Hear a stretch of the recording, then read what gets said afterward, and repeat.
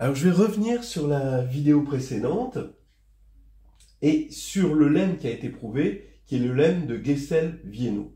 Je veux faire un zoom sur ce lemme. Des lemmes, vous en avez rencontré certainement. La plupart des lemmes qu'on a rencontrés sont des lemmes, on va dire, Kleenex. Des lemmes dont on se sert une fois et après on les jette, on les oublie. Ils servent d'outils techniques à un théorème ou disons une subdivision qui va être technique dans la preuve d'un théorème ou la preuve d'une proposition. Mais il y a des lemmes qui tout d'un coup sont devenus des outils indispensables dont on se sert partout. Je pense au lemme de Gauss en arithmétique, il y a le lemme de Fatou en analyse, il y a le lemme de Burnside en théorie des groupes, là, ou la formule de Burnside qui a donné la théorie de Polya. C'est tout de même des lemmes qui tout d'un coup, qui ont pris le pouvoir en gros dans la hiérarchie des propositions, théorèmes, corollaires, etc. parce qu'ils sont devenus fondateurs. Ils sont très rares et généralement ils ne sont pas dus aux auteurs dont ils portent le nom.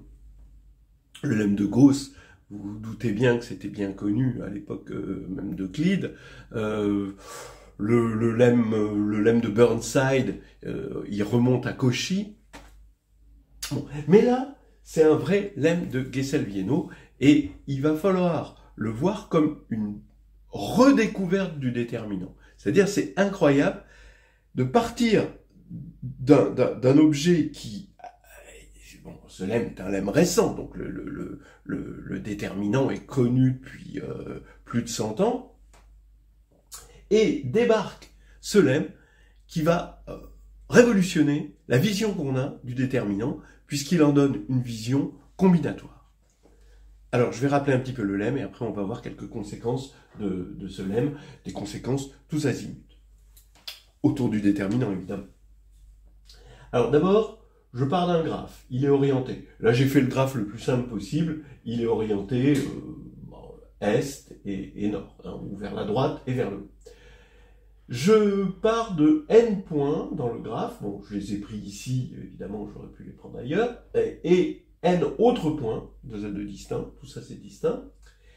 Et maintenant ce graphe, alors il faut qu'il soit acyclique, il ne faut pas que je puisse, en suivant les flèches, donc il est orienté, donc il y a des flèches, et ici je ne peux pas faire de tour.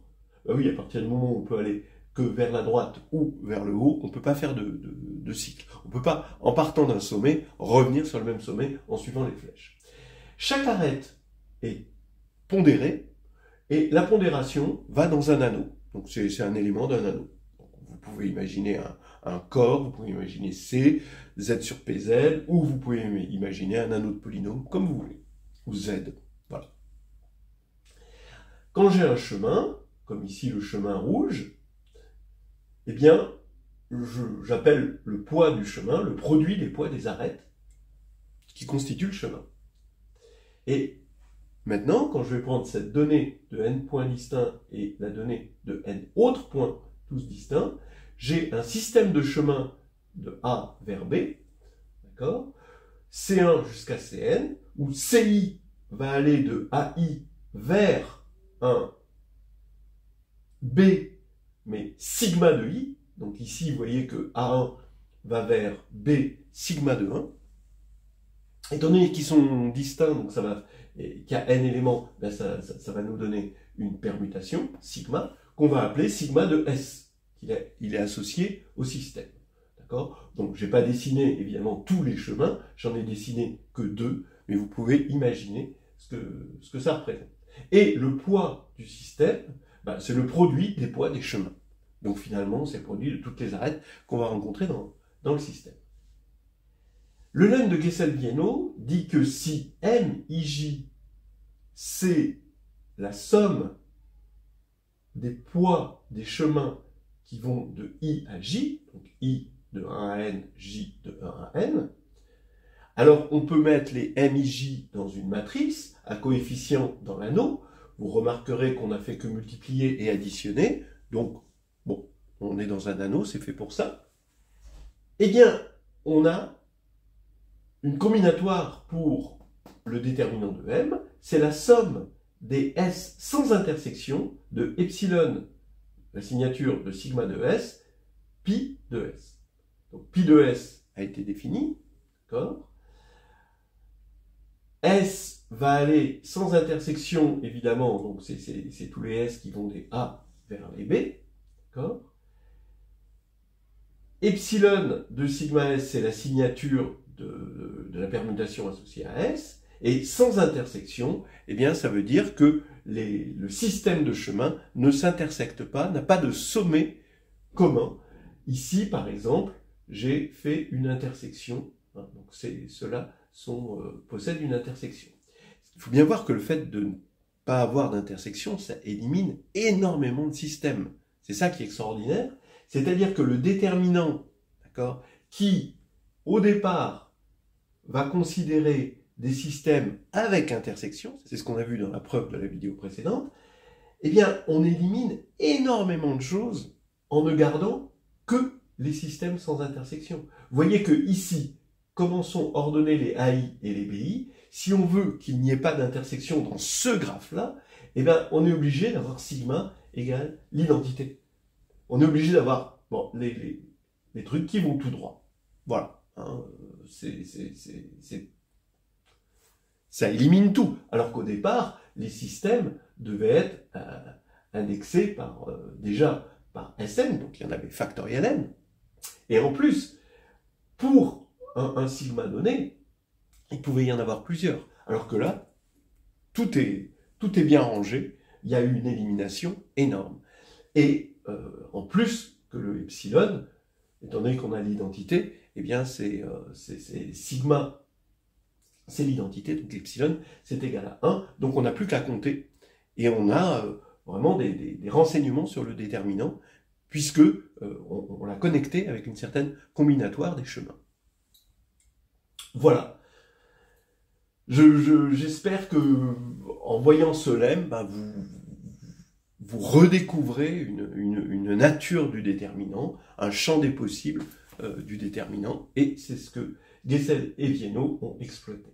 Alors regardez, par exemple, pour vous montrer que ce lemme qui est arrivé bien après l'invention du déterminant a précédé le déterminant dans la théorie, puisque on montre, précédé, disons, est à la fondation du déterminant, parce que ce que fait le déterminant, ce qui nous intéresse le plus dans le déterminant, c'est le fait que det de AB égale à det de A fois det de B, et ben ça peut être vu facilement avec le lemme de Guessel-Viennot. Regardez, on prend A et B, deux matrices de Mn de K. A, bon, c'est AIJ, B, c'est BJK, d'accord? Et je vais regarder le déterminant de AB. Alors, je vais créer un graphe où les arêtes, c'est des arêtes qui vont de ces points-là vers ces points-là, et de ces points-là vers ces points-là. Voilà.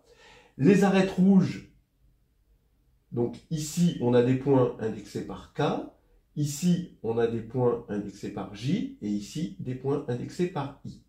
Tous de 1 à n. On met une pondération sur les arêtes. Ici, quand le point va de K vers J, on met la pondération BJK, qui correspond à la matrice B. Et quand là, le point va de BJ vers CI, eh bien, on pondère avec AIJ. Donc AB, par la définition du produit matriciel, eh bien, son coefficient en IK, eh bien, ça va être la somme des poids des chemins pour aller de K vers I. Ici, on va de K, ici vers I. Donc, quand on veut tous les chemins qui vont aller de K vers I, eh bien, on passe par un élément J intermédiaire, et ensuite on va vers K.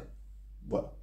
Et on fait la somme des produits des pondérations. Donc c'est exactement, vous vérifiez que c'est exactement le coefficient en AB. Donc voilà pour det de AB. Bien, det de A, alors attention, hein, les S sont sans intersection. Ça va être important. Le déterminant de A, vous pouvez l'extraire ici, d'accord, aussi de ce graphe. Ça va être la somme, juste, on va regarder les flèches vertes et les pondérations ici que l'on a des flèches vertes. S de B aussi. Alors, ici, c'est sans intersection, mais de toute façon, pour B, on va des points A vers les points B, des points AK vers les points BK, BJ. Donc, de toute façon, on n'aurait jamais eu d'intersection, parce qu'il faut que, ici, on ait des éléments distincts, et ici, que ça aille vers des éléments distincts. Ici, ça correspond à une permutation, hein, normalement. Et ici, pareil, on a ces flèches-là qui doivent correspondre à des permutations, pour le det de A et det de B. Donc ici, on a les systèmes en vert, et là, on a les systèmes en rouge. Voilà. Et donc maintenant, qu'est-ce qu'on dit? On dit que quand on va faire le det de A fois le det de B, on va avoir pi de SA, pi de SB. Donc effectivement, comme on concatène SA, le système rouge et le système vert, on va avoir par cette formule-là le produit, ça va nous donner le système S.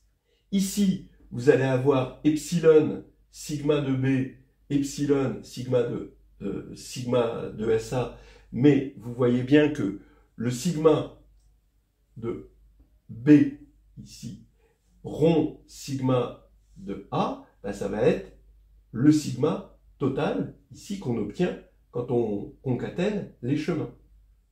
Donc on sait, comme epsilon est un morphisme, qu'on va obtenir le produit ici. Donc là, quand on va faire le produit, on va se retrouver avec des epsilon de sigma S, où ce sont des systèmes concaténés, fois pi S, ici. Mais maintenant, le truc génial, c'est que ici, c'est sans intersection. Si ici, on avait accepté les intersections, on aurait pu avoir des intersections comme cela, vous voyez, donc des chemins ici et des chemins là, et du coup, on n'aurait pas pu en quelque sorte factoriser le système de A vers C par un système de A et un système de B. Vous voyez, parce qu'ici, c'est plus une bijection, donc c'est plus un système, parce que pour un système, il nous faut une bijection. Voilà.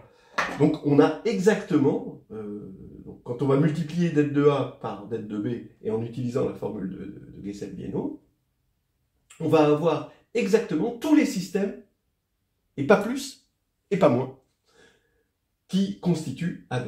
Et donc on a det de AB égale det de A, det de B, qui est vraiment la formule fondamentale du déterminant.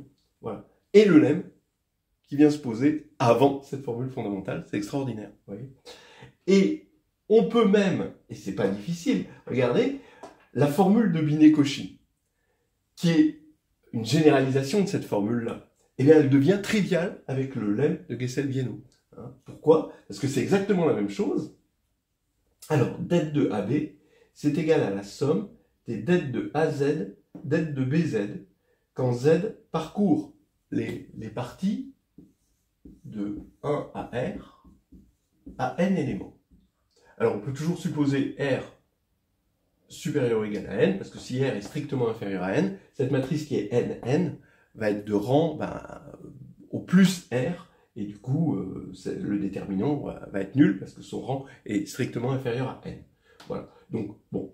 Donc ça, c'est pas intéressant. Et du coup, c'est vrai que la formule est vraie, reste vraie. On fait une somme sur l'ensemble vide, hein, ici, parce que on va choisir des parties Z à n éléments dans un ensemble à R éléments. Bien. Alors, AZ, donc c'est la sous-matrice